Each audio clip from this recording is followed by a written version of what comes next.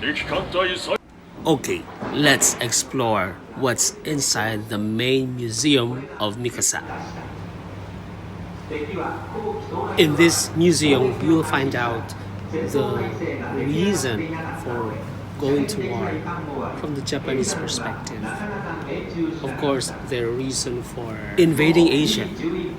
And it all started during the Russo-Japanese War.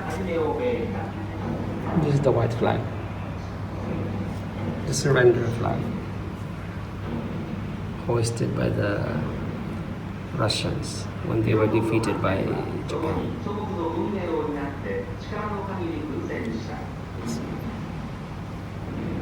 Yun yung white flag. The white flag. This is the real white flag. The Russian held ship. Imperator Nikolai.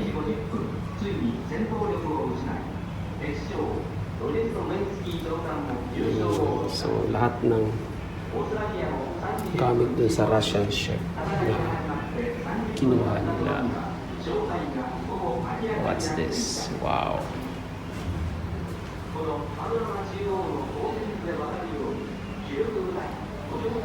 This is the bold crest of Mikasa.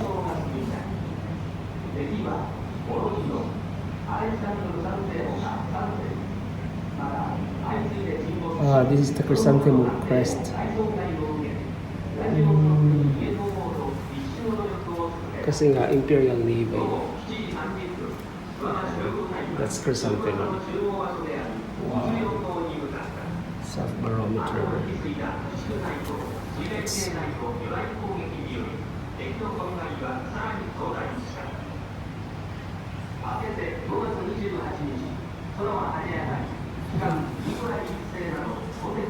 tinamaan ng bomba.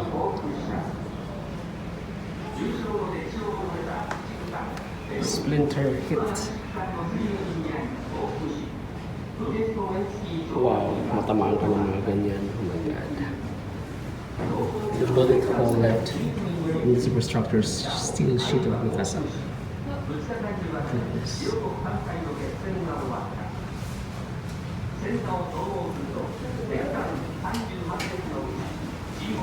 Ship's records of Mikasa.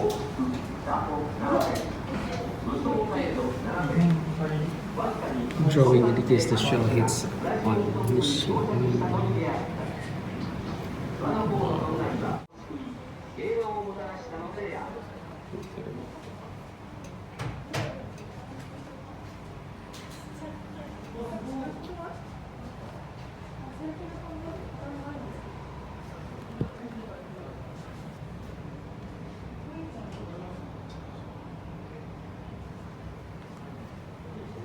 Ito yung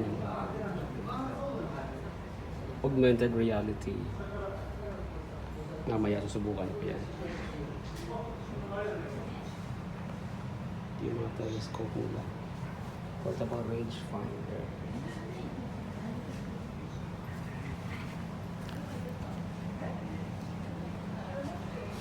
Wow.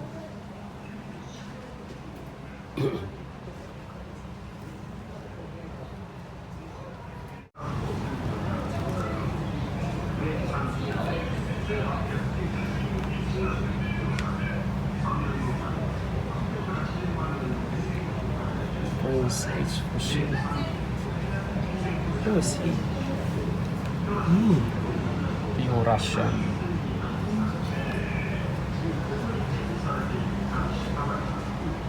Wow. This is so big. Battleship Fuji.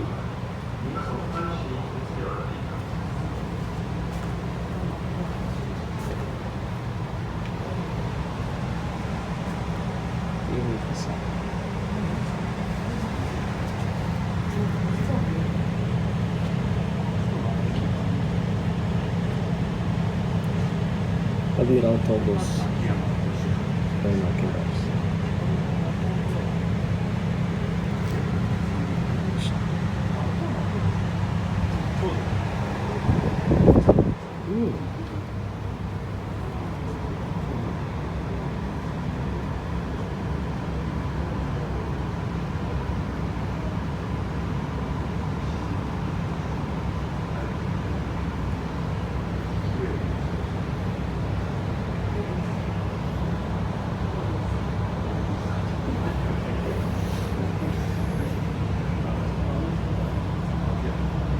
Pabaliktad pala. Pabaliktad yun.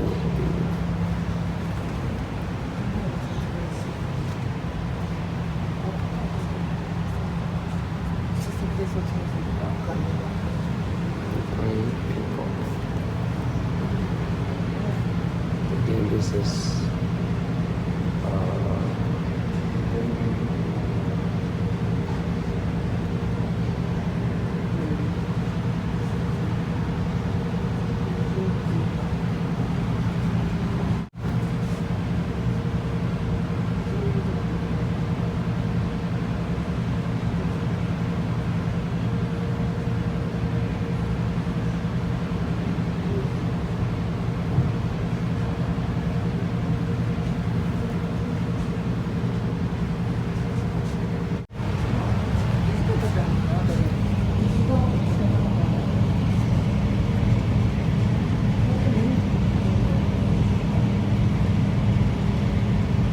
these powerful countries forced many Asian and African countries to submit to colonization and exploitation. The small country of Japan, which had just started its course as a modernized nation, fought in the Japanese-Russo War and won a pivotal victory against Russia.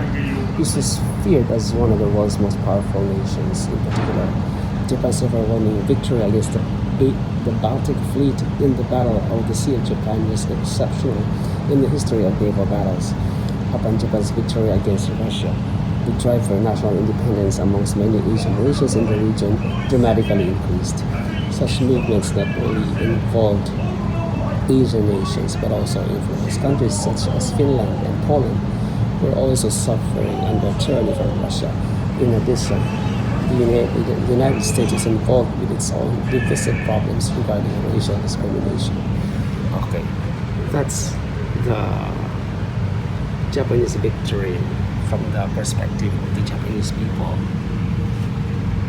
So para sa kanila talaga, they were offering a good example to Asian nations to liberate themselves from the Western occupation and exploitation.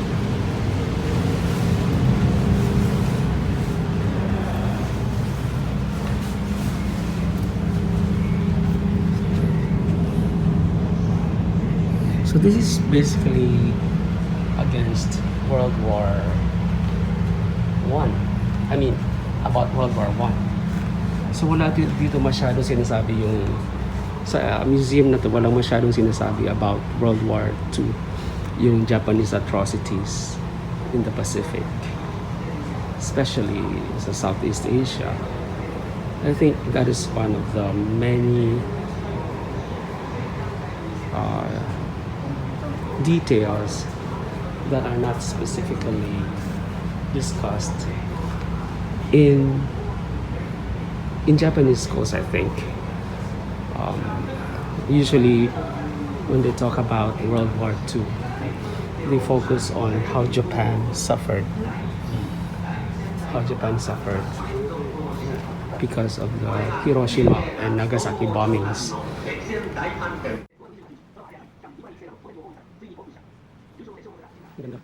There was a VR experience of the war in the sea battle, but I think the battle was between Russia and Japan, the Russo-Japanese War.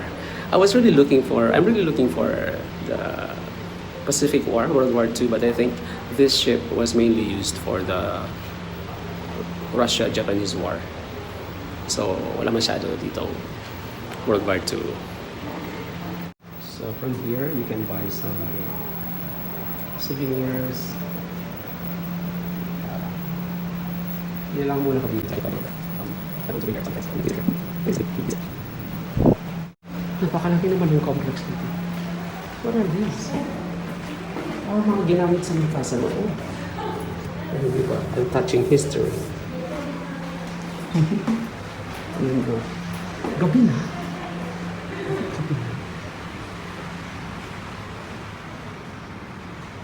Dami ibang ships. Daanan na lang natin kasi masyadong ships. Endless ships.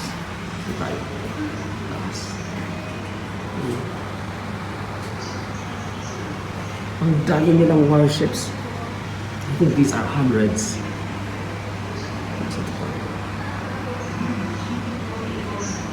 Oh, dami.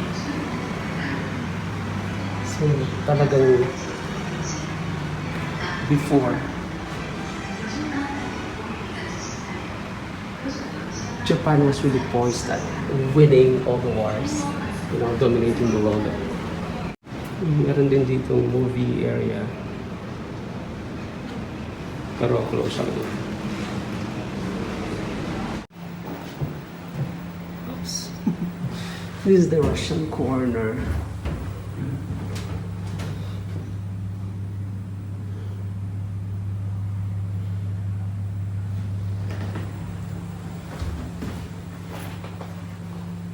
This is the main engine of Mikasa. Wow. Wow, parang totoo. It's so big.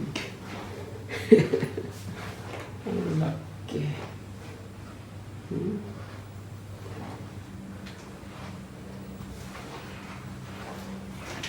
What's there?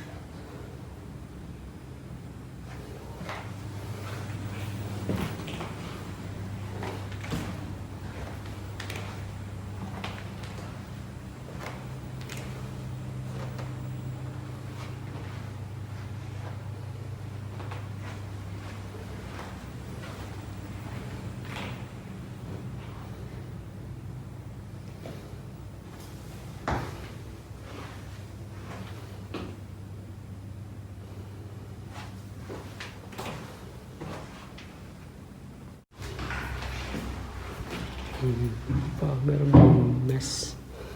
Ito yung mess hall.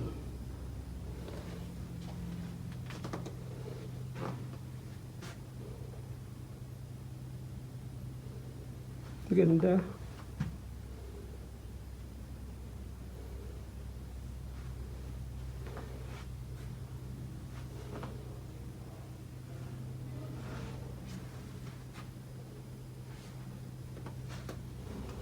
Let's go.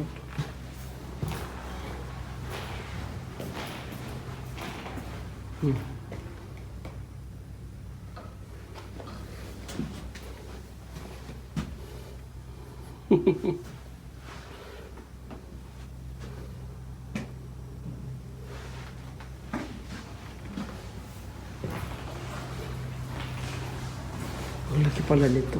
It's so big. This is where they take a bath.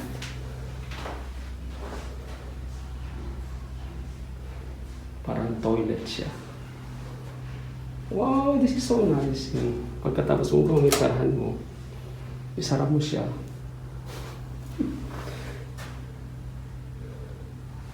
Ayun o. Yes, ang laki.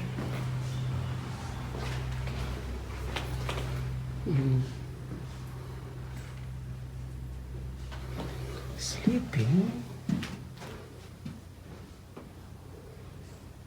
Ito siya natutulog. Tapos ito yung CR niya. Ayos din. Ang ganda. Pag admiral ka ikaw na ang boss. Ang ganda pala dito. So nice. Captain Saloon.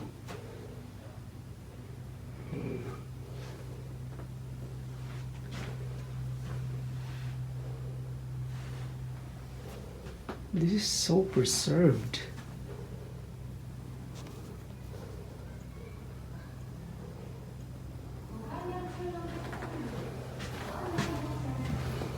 Ito rin yung mess up kitchen siguro. At CR din. Di ba paliguan? Ito.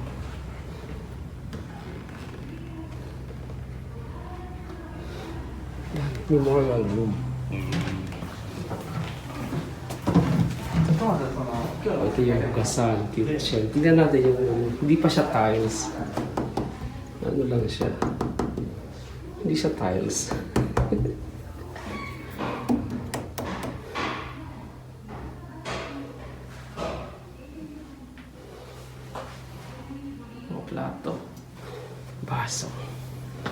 Tapos, oh, dami. Yeah.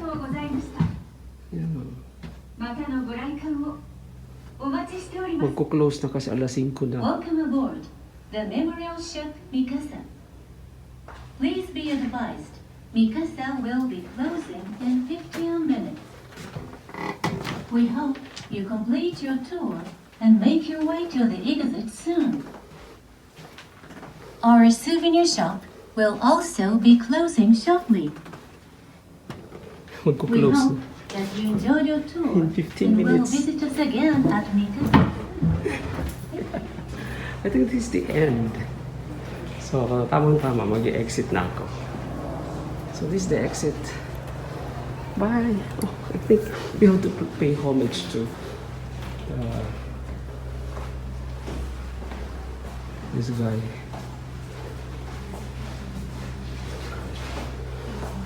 Okay, let's go. Finally, exit.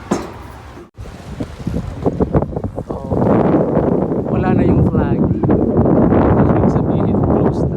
So, natapos ko rin yung tour ko around this ship. Yung apat na palapag. And pinakamatagal ako dun sa baba kasi andun talaga yung museum. And this is a very unassuming ship. Akala mo wala lang. Akala mo it's just an old junk.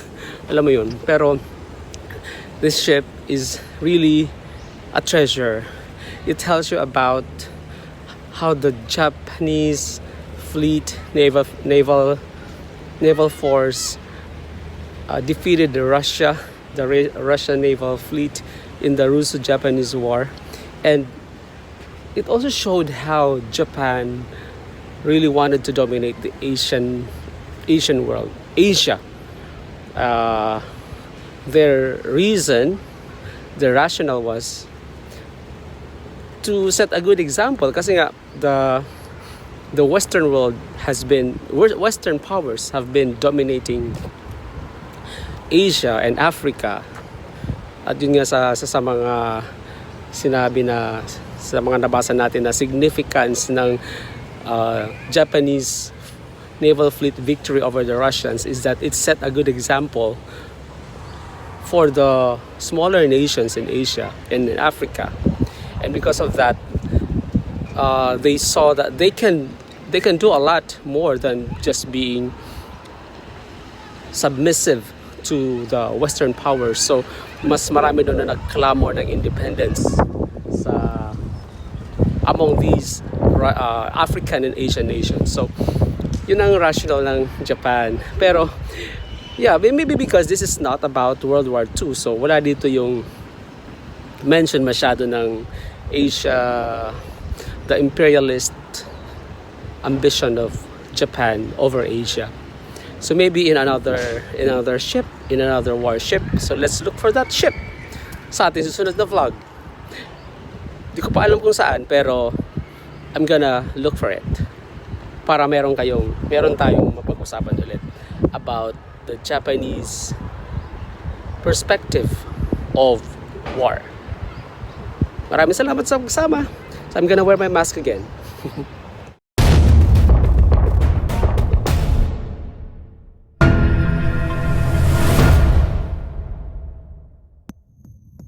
Yell, Japan! Yeah!